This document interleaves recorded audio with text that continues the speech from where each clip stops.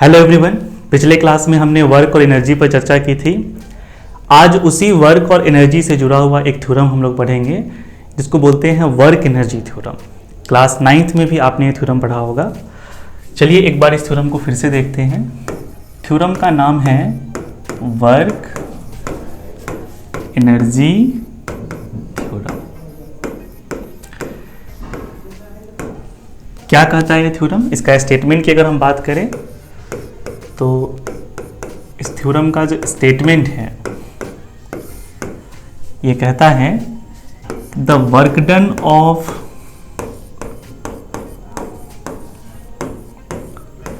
all the forces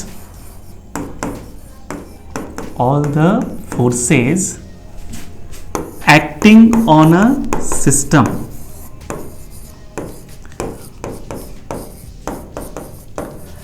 या फिर एक पार्टिकल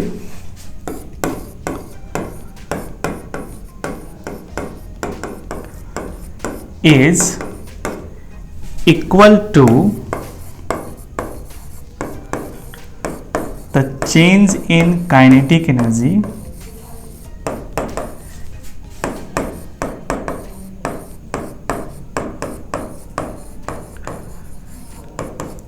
of the system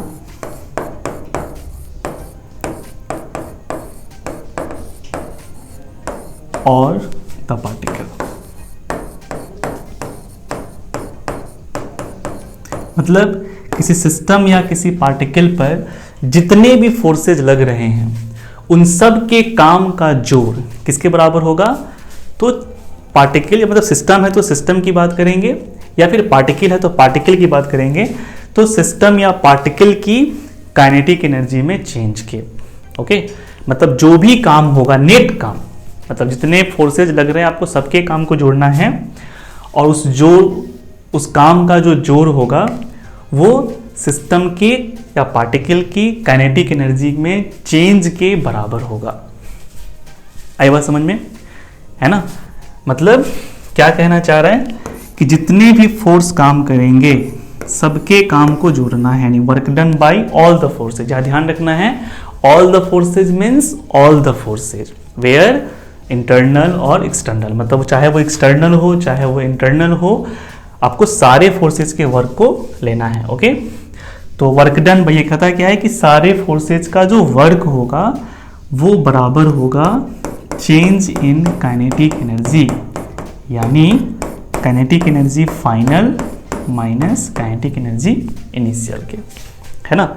और यहाँ इस बात को नोट कर लीजिए कि all the forces means all the forces, okay, external as well as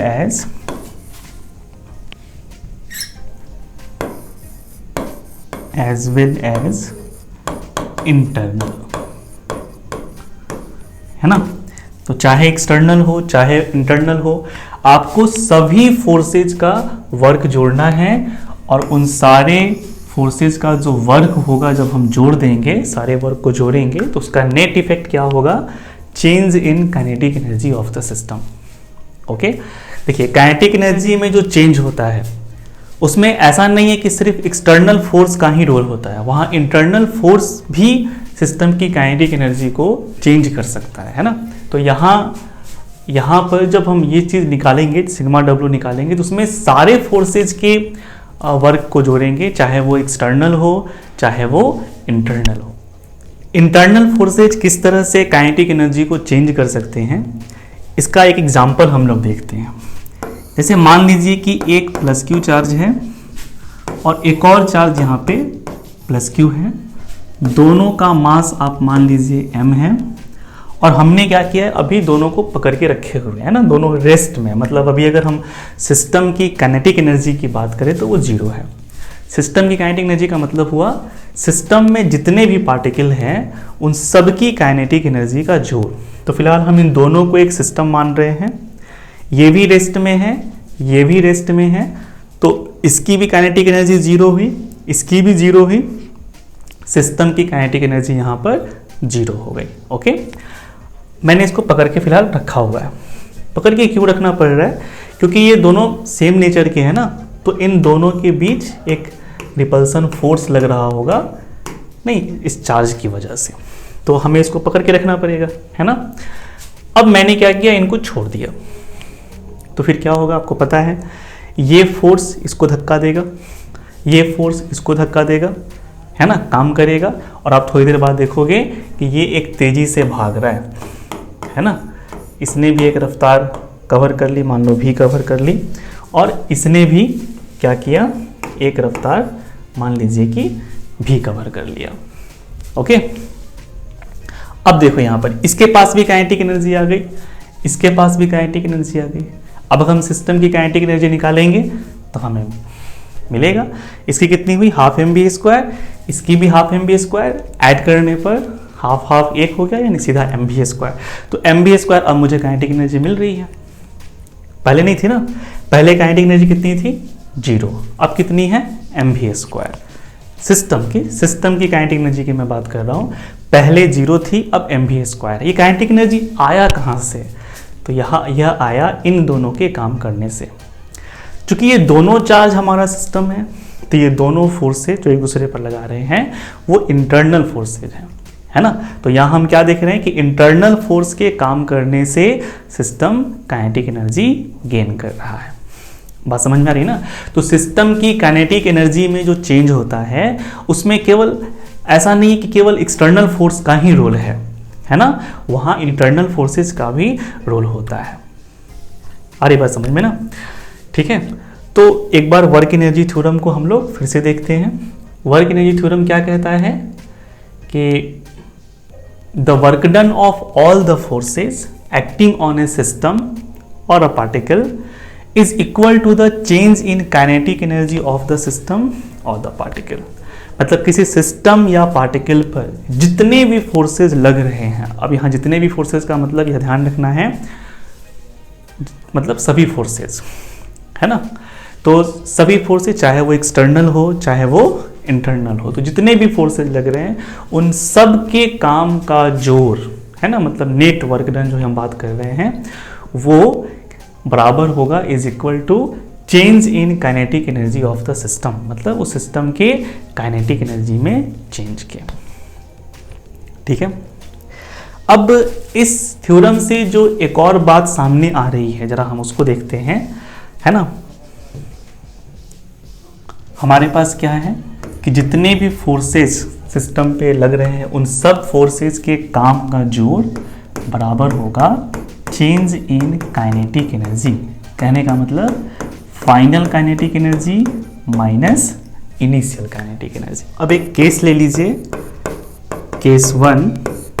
मान लीजिए कि आपका वर्क डन पॉजिटिव है, आपने सारे फोर्सेज का काम निकाला और वो पॉजिटिव आ गया। इसका क्या मतलब हुआ, इसका मतलब हुआ कि जो चेंज इन काइनेटिक एनर्जी है यानी KF माइनस KI वो आपका पॉजिटिव है। यानी इसका क्या मतलब हुआ कि KF बड़ा है किससे, KI से, यानी final kinetic energy initial kinetic energy से बड़ी है ना। इसका क्या मतलब हुआ कि आपकी काइनेटिक एनर्जी इंक्रीज कर गई है ना। आपकी जो काइनेटिक एनर्जी है वो आपकी क्या हुई है, इंक्रीज कर गई है।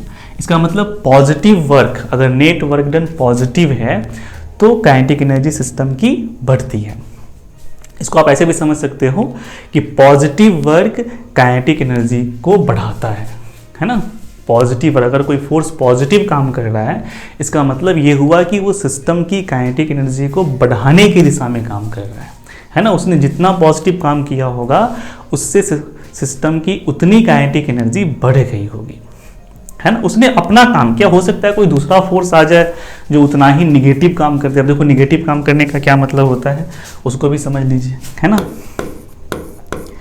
केस 2 आप देख लीजिए कि अगर वर्क डन निगेटिव हुआ, मतलब आपने सारे फोर्सेस का काम निकाला, जोड़ा, पता चला कि वो निगेटिव है, तो इसका क्या मतलब हुआ कि जो चेंज इन काइनेटिक एनर्जी है यानी final kinetic energy minus initial kinetic energy वो नेगेटिव है, क्योंकि जो नेट वर्क डन है तो वो तो इसी के बराबर होता है। तो इसका नेगेटिव होने का मतलब इस क्वांटिटी का नेगेटिव हो जाना है ना, यानी फाइनल काइनेटिक एनर्जी छोटी है इनिशियल काइनेटिक एनर्जी से, यानी आपकी जो काइनेटिक एनर्जी है वो यहाँ डिक्रीज कर रही है।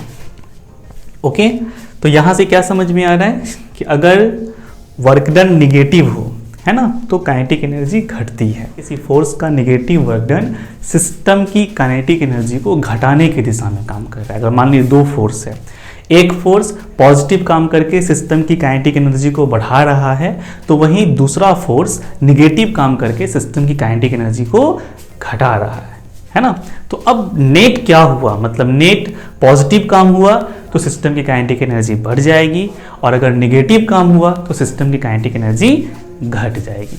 समझ में आ रहा है ना। केस थर्ड भी देख लीजिए।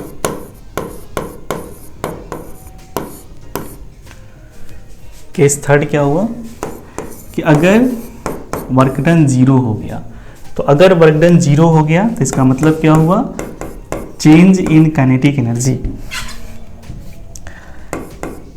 चेंज इन काइनेटिक एनर्जी जो है वो 0 हो गया, यानी final kinetic energy minus initial kinetic energy, उसकी वैल्यू 0 आ गई, यानी फाइनल बराबर है किसके, इनिशियल के, यानी काइनेटिक एनर्जी में किसी तरह का चेंज नहीं हुआ है ना। तो no change in kinetic energy, kinetic energy आपका बदला नहीं, मतलब अगर वर्क 0 हो जाता है तो फिर काइनेटिक एनर्जी में किसी तरह का परिवर्तन नहीं होता है। यहाँ से जो ओवरऑल बात हमें समझ में आई वो यही आई कि positive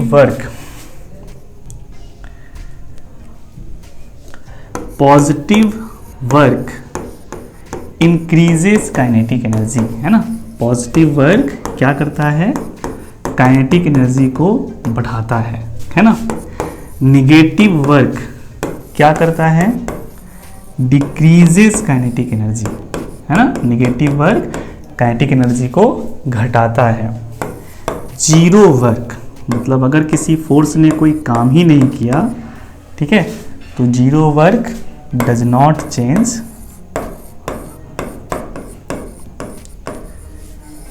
kinetic energy of the system, है ना।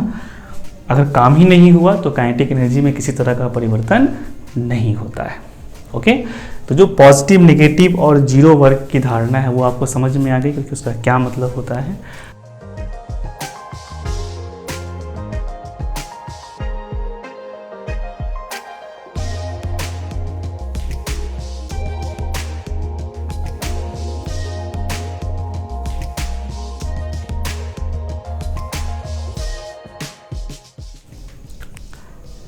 यहाँ हमारे पास एक सवाल है कि एक ऑब्जेक्ट है जिसका मास m है, रफ्तार u है और ये मूव कर रहा है ना। शायद u की वैल्यू दी हुई है 10 मीटर पर सेकेंड, है ना। और ये आगे बढ़ते बढ़ते बढ़ते बढ़ते धीरे धीरे रुक जा रहा है। क्यों रुक रहा है, क्योंकि फ्रिक्शन लग रहा होगा, है ना, अपोजिट डायरेक्शन में, जिसकी वजह से धीरे धीरे बेचारा स्लो होते होते रुक जाता है। तो हमसे पूछा जा रहा है कि वर्क डन बताइए फ्रिक्शन का, जो फ्रिक्शन यहाँ लग रहा था उस फ्रिक्शन का वर्क डन बताना है। ओके, और सेकेंड जो क्वेश्चन उसमें पूछा जा रहा है कि if the frictional coefficient between the block and the surface is 0.3, यानी म्यू की जो वैल्यू दी हुई है वो 0.3 है, then calculate stopping distance of the object. तो फिर उस ऑब्जेक्ट का स्टॉपिंग डिस्टेंस कैलकुलेट करना है। स्टॉपिंग डिस्टेंस मतलब यहाँ से यहाँ तक, मतलब जब से चल रहा था और फिर जो रुक गया यहाँ तक का जो डिस्टेंस है वो आप कैलकुलेट कीजिए। ओके, तो चलिए बनाते हैं इसको। इस ऑब्जेक्ट पे अगर हम देखें कि कौन कौन सा फोर्स लग रहा है तो हमें समझ में आएगा कि इस पे जो फोर्सेज लग रहे हैं, एक तो इस पर इसका वेट लग रहा होगा, है ना, नीचे की तरफ, एक लग रहा होगा ऊपर की तरफ नॉर्मल, और चूंकि ये आगे मूव कर रहा है तो यहाँ पर काइनेटिक फ्रिक्शन लग रहा होगा जो इसके मोशन का विरोध कर रहा होगा, है ना। कुल मिलाकर इस पे 3 फोर्सेज लग रहे हैं, है ना, mg, नॉर्मल और फ्रिक्शन। और हमने पढ़ रखा है वर्क एनर्जी थ्योरम, है ना, हमारे पास है वर्क एनर्जी थ्योरम, और ये वर्क एनर्जी थ्योरम कहता है कि work done by all the forces, यानी work done by mg plus work done by normal plus work done by friction, मतलब जितने भी फोर्सेज लग रहे हैं उन सब के काम का जोड़ किसके बराबर होगा, चेंज इन काइनेटिक एनर्जी, यानी final kinetic energy minus initial kinetic energy. चलिए अब सवाल आता है, क्या mg ने वर्क किया तो कितना किया, तो mg ने यहाँ पर कोई वर्क नहीं किया। क्यों? mg कैसे लग रहा है, वर्टिकल, और डिस्प्लेसमेंट कैसे हुआ है, हॉरिजॉन्टल, है ना। तो दोनों के बीच 90 डिग्री का एंगल बन रहा है, force and displacement are perpendicular, so mg ने यहाँ पर कोई काम नहीं किया। सेम कहानी नॉर्मल के साथ हुई, है ना। नॉर्मल जो है वो भी वर्टिकल है और डिस्प्लेसमेंट हॉरिजॉन्टल है, इसलिए इन दोनों ने, मतलब नॉर्मल ने और mg ने यहाँ पर कोई काम नहीं किया है, तो इनका काम तो भैया जीरो हो गया, नॉर्मल का भी काम जीरो हो गया। अब यहाँ जो काम किया गया है वो वन एंड ओनली केवल किसने किया है, फ्रिक्शन ने किया है। चलिए वैल्यू डालते हैं। फाइनल काइनेटिक एनर्जी कितनी है, तो पार्टिकल रेस्ट में आ गया ना, ऑब्जेक्ट चलते चलते रुक गया, जीरो है।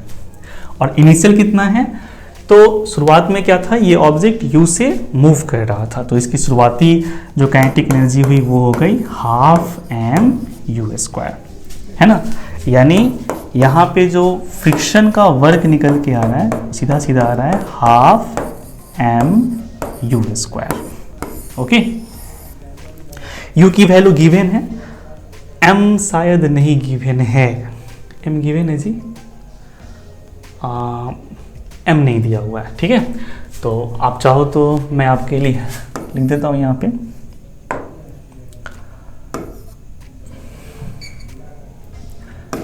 मैं यहाँ m लिख देता हूँ, मान लीजिए m 2 किलो है, तो फिर इन वैल्यूज़ को डाल के आप वर्क डन कैलकुलेट कर लीजिए। तो फिर ये वैल्यू कितनी आ गई, हाफ, m की वैल्यू 2 किलोग्राम हुआ, तो गुना 2 किलोग्राम, और u दिया हुआ है 10 मीटर पर सेकेंड, तो फिर u की जगह 10 मीटर पर सेकेंड डाल दीजिए, इसका स्क्वायर हो गया। सब कुछ ऐसा ही है तो फिर ये SI में ही आएगा, वर्क डन है, वर्क का SI यूनिट जूल होता है तो ये जूल में आएगा। 2 से 2 कट गया, ये सीधा सीधा हो गया 1 × 10 का स्क्वायर यानी 100 क्या जूल, अच्छा माइनस लगा हुआ है तो -100 जूल, है ना। तो -100 जूल यहाँ फ्रिक्शन का वर्क हुआ। देखिए फ्रिक्शन का वर्क क्या है, निगेटिव, और हमने क्या पढ़ा है कि निगेटिव वर्क सिस्टम की काइनेटिक एनर्जी को कम करता है, तो कम किया ना, पहले था धीरे धीरे रेस्ट में ला दिया, जीरो कर दिया, तो कम ही किया ना। ओके, अब इसी क्वेश्चन का दूसरा पार्ट है कि अगर फ्रिक्शनल कोफिशिएंट 0.3 हो ब्लॉक और सरफेस के बीच में, तो स्टॉपिंग डिस्टेंस निकालना है। ओके, यहाँ ऑब्जेक्ट पे जो फोर्स लग रहा है वो लग रहा है एक mg नीचे की तरफ, एक नॉर्मल ऊपर की तरफ, और एक फ्रिक्शन लग रहा है, फ्रिक्शन काइनेटिक है। कोफिशिएंट दिया हुआ है म्यू, फ्रिक्शनल कोफिशिएंट जो है वो दिया हुआ है म्यू, तो फ्रिक्शन की जो वैल्यू होगी वो सिंपली म्यू × n हो गया। n कितना होगा, तो यहाँ वर्टिकल डायरेक्शन में तो ऑब्जेक्ट इक्विलिब्रियम में है, नॉर्मल ने वेट को बैलेंस कर रखा है, तो n की वैल्यू जो होगी वो mg के ही बराबर होगी, यानी यहाँ फ्रिक्शन की वैल्यू हो जाएगी म्यू × mg। ऑब्जेक्ट क्या किया है, तो ऑब्जेक्ट s डिस्टेंस तय करके जाकर स्टॉप हो जाता है ना। तो इसका जो डिस्प्लेसमेंट हो रहा है वो फोर्स के बिल्कुल अपोजिट हो रहा है। तो अगर हम फोर्स और डिस्प्लेसमेंट का कंसेप्ट यूज करके वर्क निकालें फ्रिक्शन का, तो फ्रिक्शन का वर्क कितना आना चाहिए, तो फ्रिक्शन का वर्क होना चाहिए minus friction into displacement. Why, क्योंकि फ्रिक्शन और डिस्प्लेसमेंट एक दूसरे के अपोजिट है ना। तो W बराबर -Fs, ये वर्क का फॉर्मूला यहाँ पे यूज होगा। तो माइनस फ्रिक्शन की वैल्यू कितनी है, म्यू mg, और डिस्प्लेसमेंट कितना हुआ s, है ना। और अभी हमने फ्रिक्शन का वर्क निकाला है, तो हमें पता चला है कि फ्रिक्शन का जो वर्क होगा यहाँ पे फ्रिक्शन का जो वर्क निकल के आया है वो आया है -12 mU², है ना। तो इस हिसाब से ये वैल्यू अगर हम यहाँ डाल दें तो फिर ये वैल्यू हो जाएगी -12 mU² बराबर -μmg, है ना।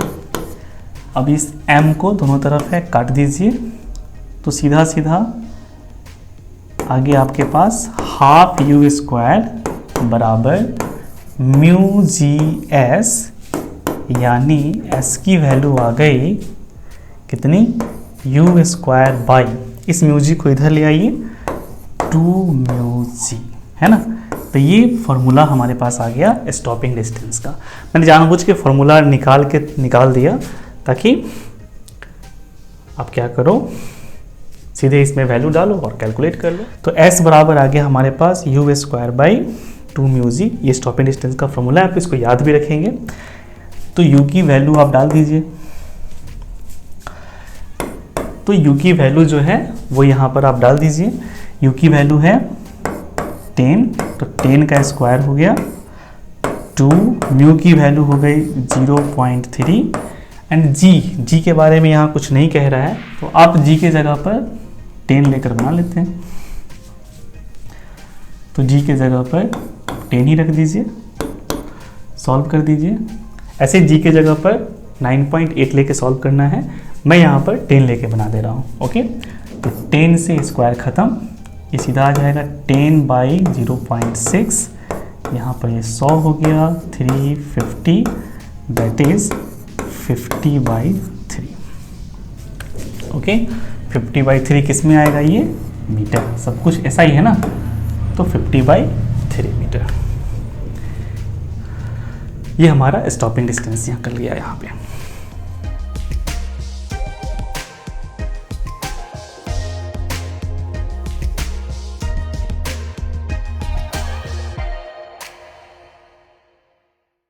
सेकेंड क्वेश्चन में है कि एक ऑब्जेक्ट है mass 5 kg falls from rest through a vertical distance of 20 metre and attains a velocity of 10 metre पर सेकेंड।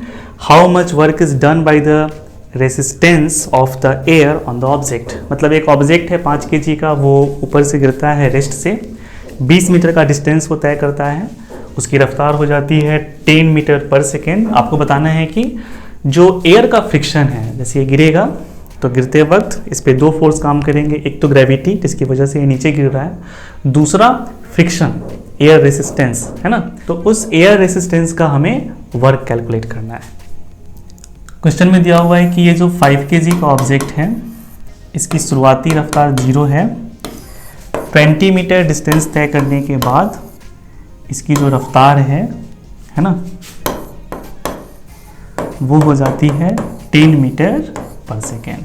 बात करें फोर्स की, तो इस पे कौन कौन सा फोर्स लग रहा है, तो इस पे एक फोर्स लग रहा होगा इसका वेट, जी का मान अगर हम 10 लेते हैं तो 5 kg का वेट हो जाएगा आपका 50 न्यूटन, और एक फोर्स लग रहा होगा आपका एयर रेसिस्टेंस, है ना। यही दो फोर्सेज हैं। हमारे पास है वर्क एनर्जी थ्योरम। तो वर्क एनर्जी थ्योरम कहता है कि इस ऑब्जेक्ट पे चाहे इस पार्टिकल पे जितने भी फोर्सेज लग रहे हैं उन सब के काम का जोड़ इसकी काइनेटिक एनर्जी में चेंज के बराबर होगा। ये कहता है ना कि work done of all the forces acting on a particle और a system is equal to change in kinetic energy of the particle और द सिस्टम। तो यहाँ पर तो दो ही फोर्स हैं, तो इनके काम को जोड़ते हैं, यानी done by mg plus work done by air force equal to final kinetic energy minus initial kinetic energy, है ना। तो वर्क डन बाई mg निकाल लीजिए। वर्क डन बाई mg कितना हो जाएगा, तो 50 न्यूटन का फोर्स लग रहा है, 20 मीटर डिस्प्लेसमेंट हुआ है, जिधर फोर्स है उधर ही डिस्प्लेसमेंट है, तो फॉर्मूला यूज होगा W इक्वल टू Fs, है ना। तो 50 न्यूटन का फोर्स, 20 मीटर डिस्प्लेसमेंट, ये आ जाएगा 1000, है ना, न्यूटन मीटर, यानी 1000 जूल। ठीक है, तो हमने यहाँ पे वेट का वर्क निकाल लिया 1000 जूल, तो यहाँ पर 1000 डाल दीजिए, प्लस ये वाला वर्क तो मुझे निकालना ही है ना, तो ये रहने देते हैं। This is equal to final kinetic energy. तो आप फाइनल काइनेटिक एनर्जी निकाल लीजिए, हाफ एम वी स्क्वायर है ना, तो हाफ एम यहाँ 5 kg है और भी यहाँ 10 मीटर पर सेकेंड है, तो 10 का स्क्वायर, सब कुछ ऐसा ही है, तो ये SI में आएगा joule, minus initial kinetic energy. Initially तो ये रेस्ट में था ना, तो इनिशियल काइनेटिक एनर्जी हो गई 0, तो -0। क्या आ गया हमारे पास, 1000 joule plus work done by air force is equal to, ये आपका कट जाएगा ना, 2 है, 10 का स्क्वायर कितना हुआ 100, तो 50, 55 जा 250 जूल। ओके, तो फाइनली एयर फ्रिक्शन का वर्क आ गया 250 जूल माइनस 1000 जूल, यानी -750 जूल। ये हमारा आंसर हो गया। ओके, यहाँ पे एयर फ्रिक्शन ने निगेटिव वर्क किया है, तो इसकी काइनेटिक एनर्जी जो पार्टिकल था उसकी काइनेटिक एनर्जी जितनी बढ़नी चाहिए थी उतनी नहीं बढ़ी, है ना। mg ने 1000 जूल पॉजिटिव वर्क करके 1000 जूल काइनेटिक एनर्जी बढ़ाने का प्रयास किया, है ना। पर एयर फ्रिक्शन ने 750 जूल निगेटिव वर्क कर दिया, मतलब 750 जूल काइनेटिक एनर्जी कम कर दी, जिसकी वजह से सिस्टम के पास जो नेट काइनेटिक एनर्जी आई वो 250 जूल है।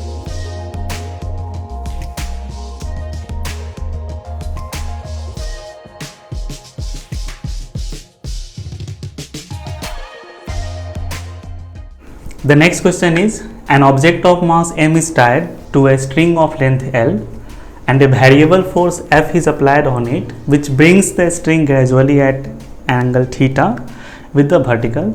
Find the work done by the force F. मतलब एक मास है m, उसको एक स्ट्रिंग जिसकी लंबाई L है उससे बांधा गया है और उस पर एक वेरिएबल फोर्स अप्लाई किया गया जिससे कि वो थीटा एंगल पे आ जाए, वर्टिकल के साथ थीटा एंगल पे आ जाए। तो आपको बताना है कि उस फोर्स ने क्या काम किया है।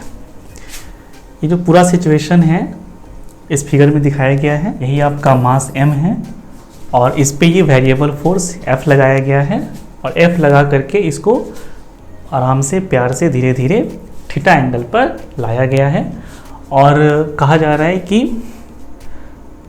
F ने कितना काम किया इसको थीटा एंगल पे लाने में। ओके, शुरुआत में ये मास कहाँ रहा होगा, तो शुरुआत में ये ऐसे चुपचाप यहाँ लटका हुआ होगा और फिर ये फोर्स इसको धीरे धीरे धीरे धीरे यहाँ ले आए हुए हैं और हमसे इसी फोर्स का काम पूछा जा रहा है।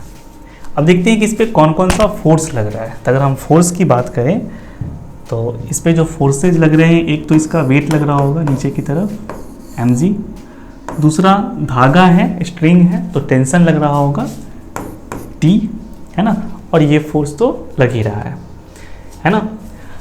अगर हम इसमें सभी फोर्सेस का वर्क कैलकुलेट करें, जैसे कि टेंशन ने कितना काम किया, तो भैया यहाँ हर जगह देखो, यहाँ पे ये मास जब ऐसे मूव किया होगा तो आप देख सकते हो कि हर जगह जो टेंशन है ना वो इस डिस्प्लेसमेंट के, आप थोड़ा सा डिस्प्लेस करके देखो, हर जगह ये टेंशन इस डिस्प्लेसमेंट के परपेंडिकुलर है। तो इस टेंशन ने तो कहीं काम किया ही नहीं होगा ना। मान लो यहाँ है तो अभी टेंशन ऐसे लग रहा होगा। ओके, ठीक है, तो टेंशन ऐसे लग रहा होगा और जब इसको आप थोड़ा सा डिस्प्लेस करोगे ds, again tension is perpendicular to displacement, tension ने यहाँ भी काम नहीं किया।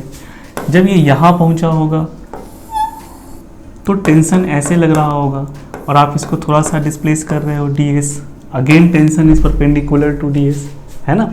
तो ये टेंशन हर जगह, हर छोटे छोटे डिस्प्लेसमेंट पर अगर हम देखें तो टेंशन हर जगह डिस्प्लेसमेंट के परपेंडिकुलर ही है, यानी टेंशन ने यहाँ पर कहीं भी काम नहीं किया है। वैसे आपको याद रखिए कि कोई भी सेंट्रीपिटल फोर्स जो होता है, मतलब सेंटर की तरफ रेडियस के लॉन्ग लगने वाला फोर्स, वो काम नहीं करता है। कारण कि जब पार्टिकल डिस्प्लेस होगा तो फिर हमेशा फोर्स और डिस्प्लेसमेंट एक दूसरे के परपेंडिकुलर ही होंगे, और कहीं भी किसी भी छोटे डिस्प्लेसमेंट में अगर हम काम देखेंगे तो हमें जीरो ही मिलेगा, यानी ओवरऑल अगर हम पूरे डिस्प्लेसमेंट में काम देखेंगे तो हमें जीरो ही आएगा, है ना।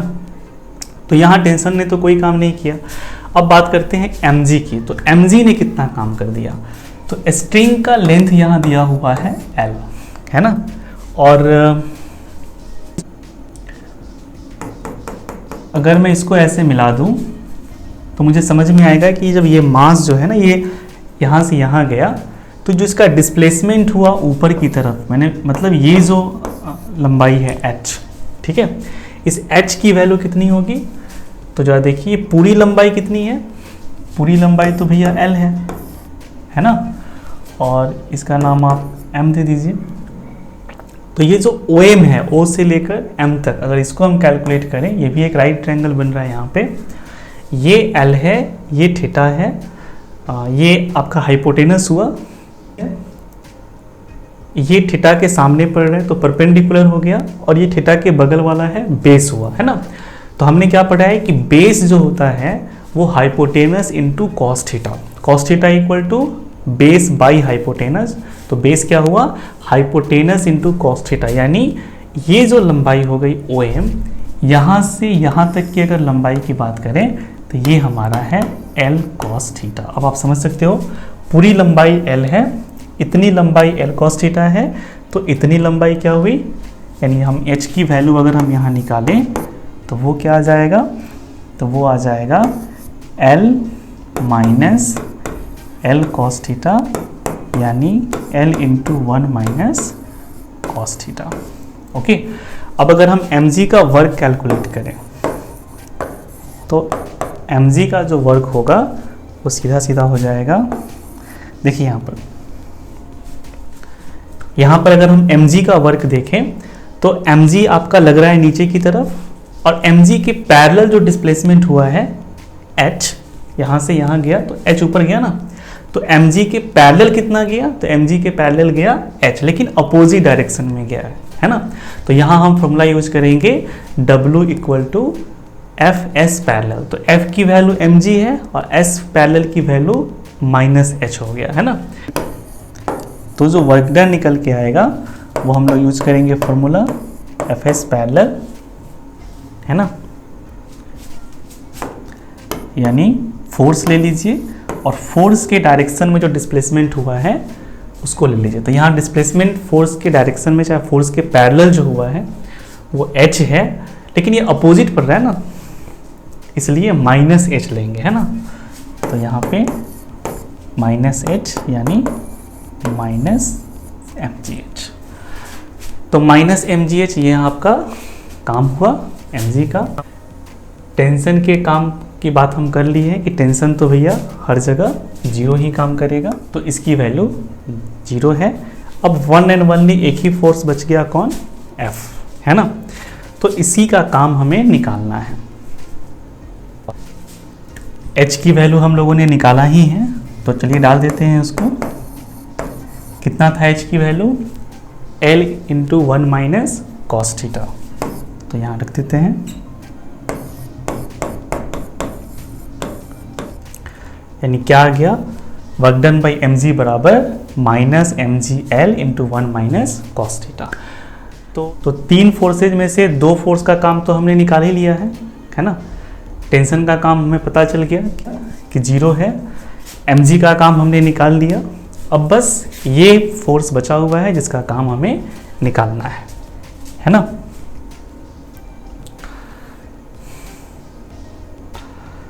तो हम लोग यूज करते हैं वर्क एनर्जी थ्योरम, है ना। वर्क एनर्जी थ्योरम क्या कहता है कि work done by all the forces acting on a system या particle is equal to change in kinetic energy of the system और द पार्टिकल।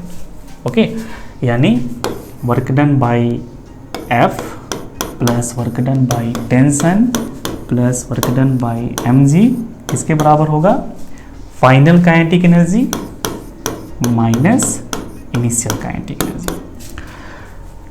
ऑब्जेक्ट जो था आपका वो स्टार्टिंग में रेस्ट में था, आप धीरे धीरे फोर्स लगा करके उसको थीटा एंगल पर लाए थे और वहाँ भी वो रेस्ट में ही था, है ना। तो इसका मतलब ये हुआ कि फाइनल काइनेटिक एनर्जी भी जीरो है और इनिशियल भी जीरो है, यानी काइनेटिक एनर्जी में किसी तरह का चेंज नहीं हुआ है। यहाँ वर्क डन बाई एफ तो हमें निकालना ही है। टेंशन का वर्क डन हम लोग कैलकुलेट कर चुके हैं कि जीरो है। mg का वर्क डन हम लोगों ने यहाँ निकाला है minus m g into l into 1 minus cos theta, तो minus m G L into 1 minus cos theta and this is equal to what, zero. तो यहाँ से वर्क डन बाई एफ निकल गया, ये आपका उधर चला जाएगा, है ना, प्लस हो जाएगा, यानी सीधा सीधा आ गया क्या, M G L into 1 minus cos theta, this is work done by F.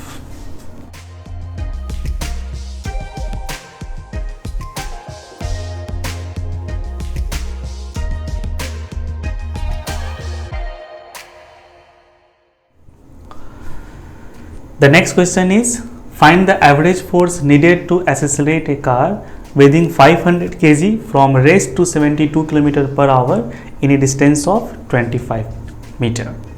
तो आपको एक एवरेज फोर्स निकालने के लिए कह रहा है, मास उसका दिया हुआ है कि 500 kg है, फिर दे रहा है कि वो रेस्ट से 72 किलोमीटर पर आवर की स्पीड अचीव कर लेता है 25 मीटर दूरी तय करते करते, है ना। 25 मीटर दूरी तय करते ही उसकी स्पीड 0 से 72 किलोमीटर पर आवर हो जाती है।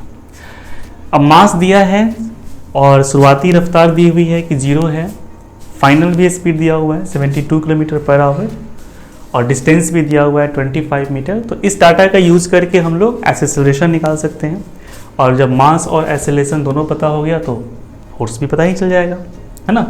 तो ये एक तरीका हुआ आपका फोर्स निकालने का। दूसरा तरीका क्या हो सकता है कि हम वर्क एनर्जी थ्योरम का इस्तेमाल करें। तो एक बार पहले हम लोग न्यूटन्स लॉ वगैरह जो यूज करके निकाल सकते हैं तो उससे निकाल लेते हैं। मतलब पहले हम एक्सेलरेशन फाइंड करेंगे और फिर मास गुना एक्सेलरेशन करके फोर्स फाइंड कर लेंगे, ठीक है। और फिर दोबारा हम लोग वर्क एनर्जी थ्योरम से भी बनाकर देखेंगे कि हमारा फोर्स वही आ रहा है कि दूसरा आ रहा है। ओके, तो पहले हम लोग न्यूटन्स लॉ यूज करते हैं। हमारे पास डाटा क्या है, u0 है, v आपका 72 किलोमीटर पर आवर है ना। इसको आप मीटर पर सेकेंड में बदल लीजिए। किलोमीटर पर आवर को मीटर पर सेकेंड में बदलने के लिए 5/18 से गुना कर देते हैं, तो 72 गुना 5/18 मीटर पर सेकेंड, ये कट जाएगा, यानी कितना आ जाएगा 20 मीटर पर सेकेंड। तो फाइनल रफ्तार हमको पता चल गई 20 मीटर पर सेकेंड। हमने इसे SI में बदल दिया है ताकि हमारा सारा रिजल्ट SI में ही आएगा। डिस्टेंस दिया हुआ है आपका 25 मीटर। एक्सेलरेशन हमें चाहिए, तो कौन सा इक्वेशन ऑफ मोशन यूज होगा, UVSA कहाँ मिलेंगे आपको, थर्ड इक्वेशन ऑफ मोशन में, है ना। थर्ड इक्वेशन ऑफ मोशन क्या है, v स्क्वायर बराबर u स्क्वायर प्लस 2as। तो v तो भैया आपका है 20 मीटर पर सेकेंड, तो ये 20 का स्क्वायर हो गया। u आपका 0 है प्लस 2a आपका है, निकालना ही है मुझे, s आपका 25 मीटर है। यूनिट नहीं डालता हूँ, केवल न्यूमेरिकल वैल्यू डाल रहा हूँ। क्योंकि सारी इनपुट SI में है तो फाइनल रिजल्ट भी SI में ही आएगा, इसीलिए मैंने जानबूझकर यहाँ किसी का यूनिट नहीं डाला है ना, केवल न्यूमेरिकल वैल्यू डाला है। A की जो वैल्यू आएगी वो 100% किस में होगी, मीटर पर सेकेंड स्क्वायर में। तो 20 का स्क्वायर क्या हो गया 400, ये हो गया 25 दूनी 50A, यानी A की जो वैल्यू आ गई वो 400/50, ये आपका कट जाएगा 8 से, यानी एक्सेलरेशन की जो वैल्यू हो गई वो हो गई 8 मीटर पर सेकेंड स्क्वायर। ओके,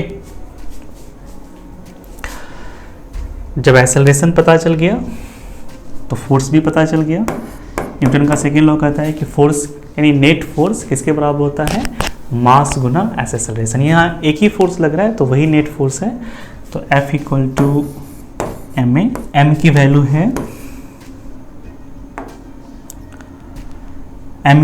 है 500 किलोग्राम और a की वैल्यू है 8 मीटर पर सेकेंड स्क्वायर।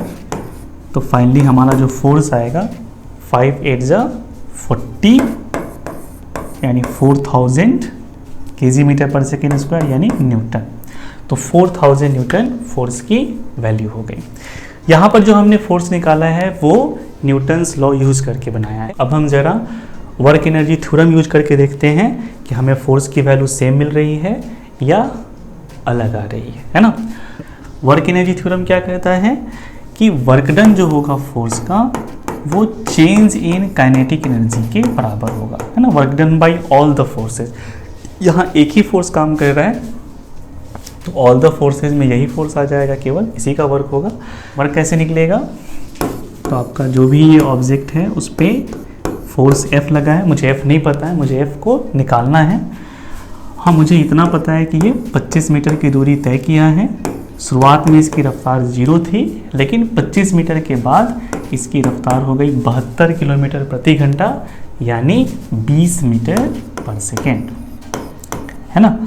तो जरा देखिए यहाँ पे इस F का वर्क क्या होना चाहिए। जिधर फोर्स लगा है उधर ही डिस्प्लेसमेंट हुआ है, तो फॉर्मूला यूज होगा W = Fs।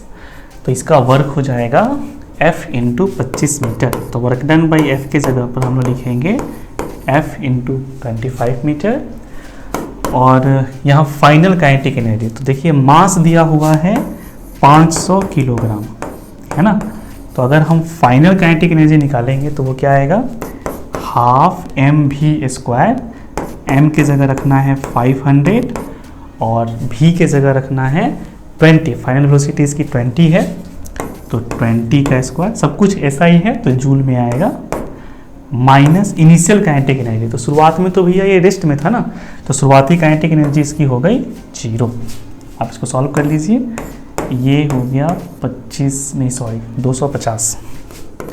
तो हमारे पास क्या आ गया, F × 25 metre = 250 × 400 joule, that is F = 250 × 400 by 25 joule per metre. इसकी वैल्यू हो जाएगी न्यूटन, है ना। न्यूटन मीटर के बदले क्या लिखते हैं, जूल। तो जूल पर मीटर के बदले क्या आ जाएगा, न्यूटन। वैसे भी सब कुछ ऐसा ही कैलकुलेट कर रहे हैं, फोर्स निकाल रहे हैं तो न्यूटन में ही आना चाहिए, है ना। ये देखिए ये कट गया 10 से, तो 10 × 400 कितना आ गया, 4000, है ना। तो वैल्यू हमारे पास आ गई 4000 न्यूटन।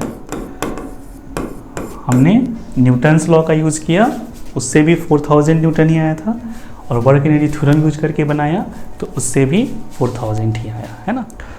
मतलब अधिकतर क्वेश्चन जो है ना, अधिकतर क्वेश्चन आपके जो आपने न्यूटन्स लॉ चैप्टर में न्यूटन्स लॉ का यूज़ करके बनाया है, उसमें से अधिकांश क्वेश्चन को आप चाहो तो वर्क एनर्जी थ्योरम का इस्तेमाल करके भी बना सकते हो। The next question is, a particle of mass m moves on a straight line with its velocity varying with distance traveled according to the equation v = a√x, where a is constant. Find the total work done by all the forces during a displacement from x = 0 to x = 0 to x = d। Okay, तो कह रहा है कि एक object है जो इस velocity से मूव कर रहा है, उसकी वेलोसिटी वेरिएबल है। जैसे जैसे वो डिस्टेंस तय करते जा रहा है उसकी वेलोसिटी भी चेंज होती जा रही है, और वेलोसिटी का जो फॉर्मूला है वो है a√x। यहाँ x डिस्टेंस को रिप्रेजेंट कर रहा है, और x जब 0 है और जब d हो जाता है, मतलब 0 से जब d हो जाता है, तो उस दौरान जो टोटल वर्क डन है, जितने भी फोर्सेज लग रहे हैं उन सब का टोटल जो वर्क डन है वो हमसे पूछा जा रहा है। तो हमारे पास वर्क एनर्जी थ्योरम है। वर्क एनर्जी थ्योरम क्या कहता है कि जितने भी फोर्स लग रहे हैं उन सबके काम का जोड़, हमसे ये टोटल काम ही पूछा जा रहा है, तो उन सबके काम का जोड़ किसके बराबर होगा, final kinetic energy minus initial kinetic energy, है ना। तो पहले पता करते हैं कि शुरुआत में क्या काइनेटिक एनर्जी थी। जब x 0 था उस समय रफ्तार क्या रही होगी? रफ्तार का फॉर्मूला दिया हुआ है a√x, राइट। तो जब x 0 था तो उस समय v की वैल्यू रही होगी a√0 यानी 0, और जब x d हो गया होगा तो v की वैल्यू हो गई होगी a√d। ओके, तो इस हिसाब से जो फाइनल काइनेटिक एनर्जी कितना होगा, फॉर्मूला उसका 12m फाइनल वेलोसिटी का स्क्वायर। तो फाइनल वेलोसिटी है आपका a√d, तो a√d का स्क्वायर हो जाएगा, घटाओ 12m इंटू इनिशियल वेलोसिटी का स्क्वायर, है ना। इनिशियल काइनेटिक एनर्जी क्या होगा, 12m इंटू इनिशियल वेलोसिटी का स्क्वायर। तो इनिशियल वेलोसिटी तो भैया 0 है, तो यहाँ 0 का स्क्वायर सब 0 हो जाएगा, तो सीधा सीधा आ जाएगा 12m, यहाँ a का स्क्वायर हो जाएगा, और √d का स्क्वायर करेंगे तो d ही आएगा, सीधा सा d। तो यही आपका टोटल वर्क डन हो जाएगा। Very easy question.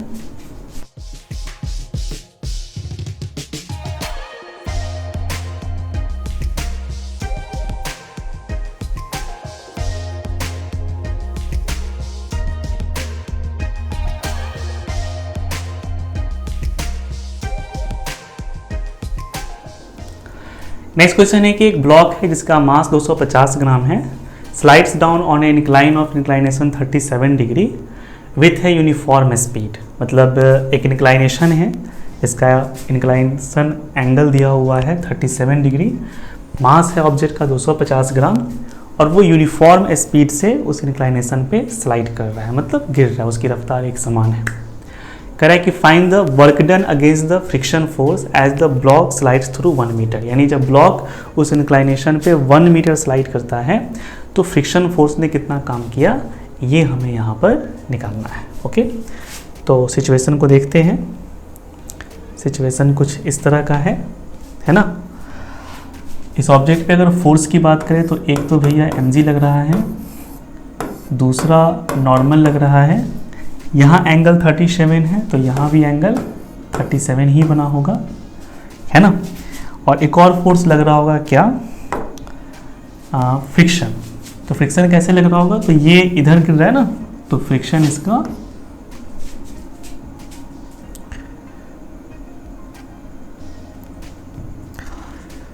फ्रिक्शन इसके बिल्कुल अपोजिट लग रहा होगा, राइट। और कौन सा फ्रिक्शन होगा, काइनेटिक, तो उसकी वैल्यू कितनी हो जाएगी, म्यू इंटू एन।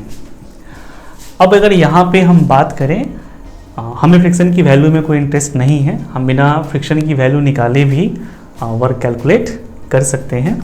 यहाँ दिया हुआ है कि ऑब्जेक्ट जो है वो इस इंक्लाइन के पैरेलल 1 मीटर स्लाइड करता है।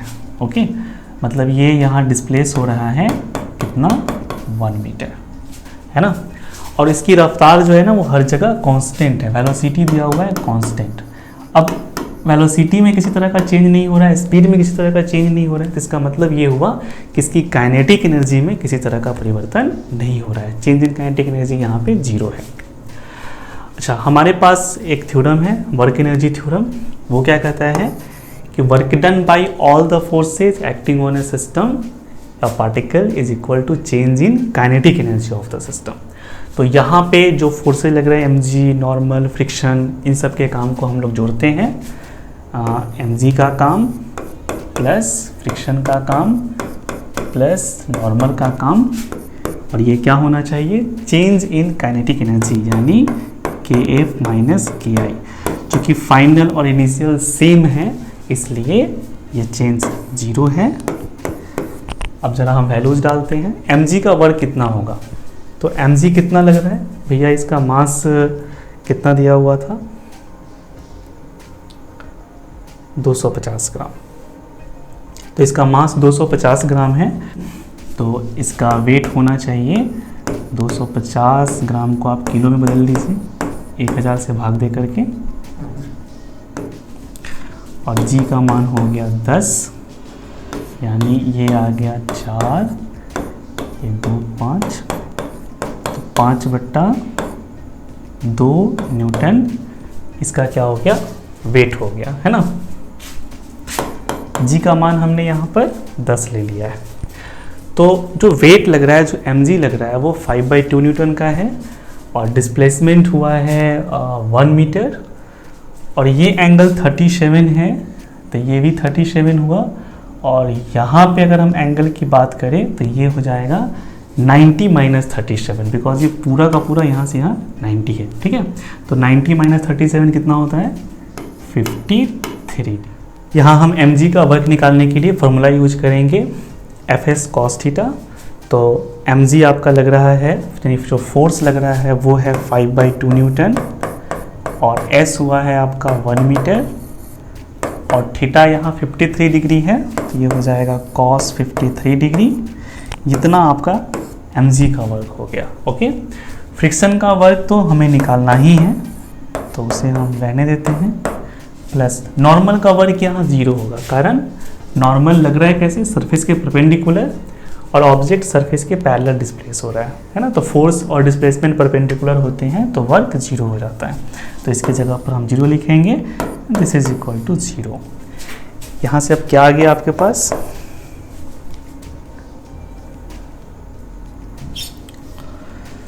तो यहाँ से यहाँ हमारे पास आ गया आपका 5/2 इंटू cos 53 डिग्री की वैल्यू होगी 3/5, है ना। आपको ये ट्रायंगल याद होगा, इसमें ये 3, ये 4 और ये 5, ये राइट एंगल ट्रायंगल। इसमें 3 के सामने बनता है 37 डिग्री और 4 के सामने बनता है 53 डिग्री। यहाँ से अगर आप cos 53 डिग्री की वैल्यू निकालिएगा तो आपको आएगा 3/5। इसको याद ही रखते हैं, है ना। cos 53 डिग्री निकालिएगा तो बगल वाला बट्टा हाइपोटेनस यानी 3/5। तो यहाँ हम 3/5 लिख देते हैं। ये किस में आ जाएगा? जूल में, है ना। Plus work done by friction equal to 0। यहाँ 5 से 5 कट गया, 3/2 आ गया, उधर जाके माइनस में हो जाएगा, तो वर्क डन बाय फ्रिक्शन बराबर -3/2 जूल। ये हमारा आंसर होगा।